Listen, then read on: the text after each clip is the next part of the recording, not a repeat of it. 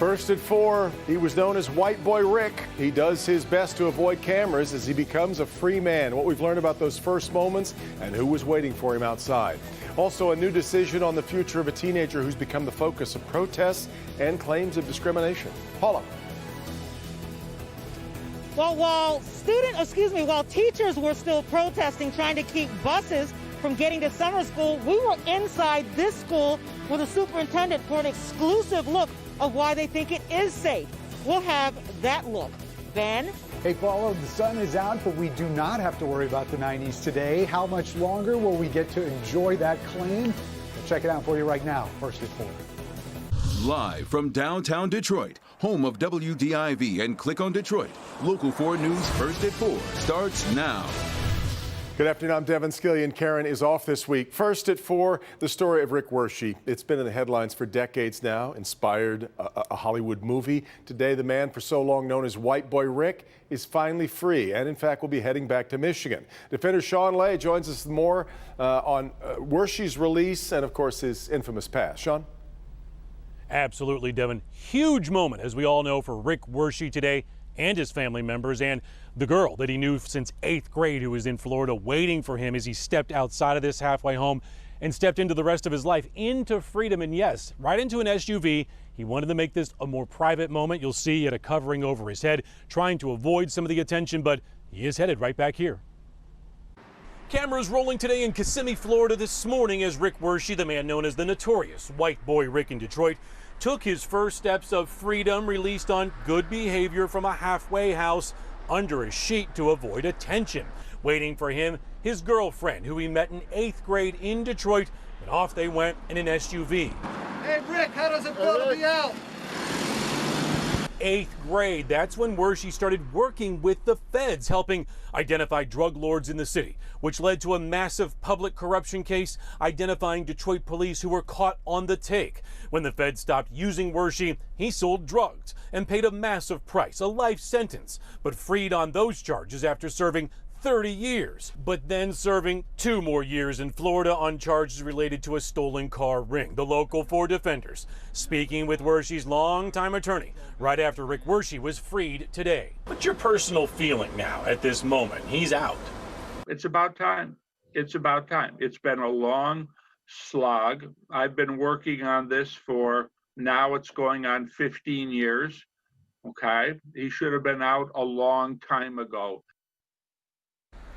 Back here live, more instant reaction from Rick Wershe's attorney and FBI agents who were involved in his case now that Rick Wershe is a free man. That's coming up at 5 o'clock. Also, what he plans on doing once he gets back to Metro Detroit, why he has no intention of crossing right over here at 8 Mile Road to go back into Detroit, Devon. Also, how Chick-fil-A and the taste for a Chick-fil-A sandwich played a big role in today because of all that prison food for 32 years. He also mentions Chick-fil-A as well. It's coming up at 5 and 6. Back to you. All right, Sean, we will see you at 5. We do have more to come. At 5 o'clock, we're going to take an in-depth look at how we got to this point. When you hear Wershe's whole story, easy to see why Hollywood was so interested. And at 6, we'll talk about why Wershe is heading back to Michigan. And you can find our Shattered podcast with the raw interviews with Wershe, his family, his friends. It's all online. You can find it at clickondetroit.com. All right, next here at 4, the Birmingham teenager who violated her probation by not doing her homework faced a judge today, and we have a new decision. The case has become the focus of protests like this one. This was last Friday amid claims of discrimination. The 15-year-old Groves High School student was put on probation on assault and theft charges and was required to keep up her online schoolwork as part of that probation. Well, she didn't, and the judge sent her to juvenile detention. Today, the judge denied a motion for an early release, saying she believes the teen is a threat to her mother. She also said the teen should complete a treatment program. So the 15-year-old is going to stay put until another hearing, but that's not coming up now until September. Police and witnesses describe a chaotic scene as 4 men are shot, 3 killed at a west side Detroit Coney Island. Happened at A Eagles on Dexter near Joy Road around 11 o'clock last night. Detroit's police chief James Craig says surveillance video shows the shooter talking with one of the victims before pulling out a gun and opening fire. Police say they have the shooter, 25-year-old man in custody. We will hear more from the chief on this coming up tonight on Local 4 News at 5. Another encouraging sign about a potential coronavirus vaccine, even as Michigan's numbers might show some signs of leveling off a bit. Today, the state reporting 489 new cases. That number got close to 900, of course, just 5 days ago. So this is an improvement. We've also, though, recorded 7 additional deaths since yesterday. Today, new research was just published on vaccine research that's been going on at Oxford University. Scientists say their candidate produced a dual immune response that lasted 2 months in people 18 to 55 years old. We're going to take a closer look at what that means coming up on Local 4 News at 5:30. Be with us for that. All right, critics of in-person learning are keeping pressure on the Detroit's public schools. They are concerned about safety in the COVID-19 era, and they've protested every day since the district started holding summer school classes. They've targeted bus depots, trying to prevent them from running students to school. 3 protesters were arrested today. We were wondering what things look like inside those classrooms. So we bring in Paula Tetman for our exclusive tour. Paula.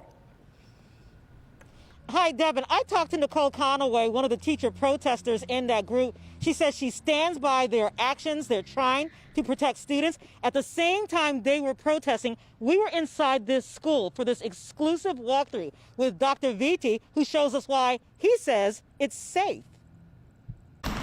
Good morning. The wall-mounted temperature scanner at the front of Brenda Scott Elementary School on Detroit's east side is something few probably even thought about. Unless, of course, you've read Ray Bradbury, watched Star Trek or The Jetsons, or until COVID-19. Temperature detected is normal. But it is the first test to get into any Detroit public school building. This is the second test. Trouble breathing? No. No. Cough, sore throat, or runny nose? No. If any student has a high temperature or they have symptoms, we'll designate one room close by where the students will go. We'll call parents, and then we'll have parent pick them up. What happens if a parent can't pick a child up, though? Because that's one of the big things is parents have to go to work. Absolutely. So obviously going into the situation, if a parent decides to use the face-to-face option, and we'll communicate in advance with parents the expectations. Some $80 million in federal CARES Act money will be spent over the next 2 years in retrofitting schools in just personal protection equipment alone. Come on, welcome to kindergarten. Students from seniors to kindergartners must wear masks. And that's part of the instruction. All right, miss, you ready? Teachers and adults must have a negative COVID test, which both me and my photographer had to get this morning just to enter the building. You did a great job, sir. If it runs the whole 10 minutes, it's negative.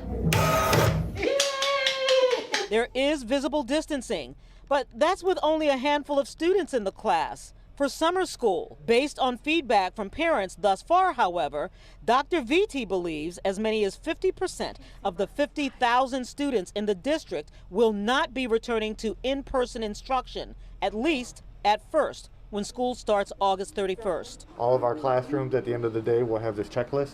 This to show everything that was done regarding cleaning. And with all of this, Viti still knows he can't guarantee he has it right. You're shouldering the fear and anxiety of an entire community, and you're trying to work through the balance of providing the services which you are paid to do with balancing the reality of sickness and death and loss and fear, and that is extremely hard in an environment that is overly political.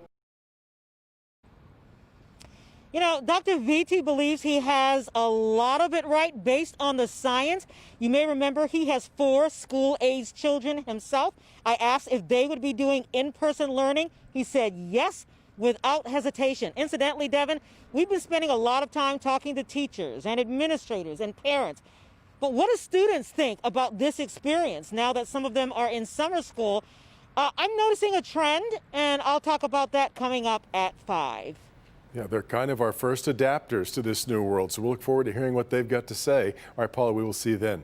Now, the weekend weather got a little rough, as you probably know by now. At last check, DTE still working to get power on back for nearly, in fact, it just went out right here, 70,000 customers. Let's go to Ben Bailey with a look at whether it's going to cool down a bit tonight. Ben? I bumped the switch. I'm That sorry was about it. that.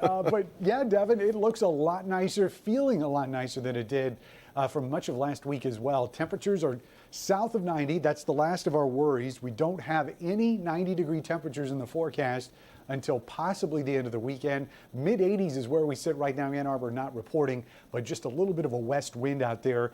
And the humidity is noticeable. That's about the best thing that we can say for much of the week. We'll see it increase just a little bit Tuesday night into Wednesday as we get our first chance of showers and storms, but the humidity really starts to spike towards the end of the weekend as we get another chance of some showers and storms in here. Again, the 90s not with us currently, but they are in the back end of the forecast. We'll look at that and see what else is coming with it in just a few minutes. Devin? Ben, police believe a man found dead in New York is the suspect in the shooting that left a New Jersey federal judge's son dead and her husband wounded. Investigators say the man died in an apparent suicide. Police are investigating whether a gun found at the scene might be linked to the one used to kill Judge Esther Salas's son and wound her husband. This happened last night. The judge was in another part of the house, was not hurt. Right now, police are looking for a connection between the man and the judge. All right, still ahead, if you are sick and tired of robocalls, who isn't? One wireless carrier might have a solution that will ease your frustration. We'll have a closer look at that. 3, 2, 1. Why this launch was especially important for folks in the Middle East. We'll talk about this space milestone. But up first, using an excuse to avoid wearing a face mask, getting more complicated on one major airline. We'll tell you what you need to know next.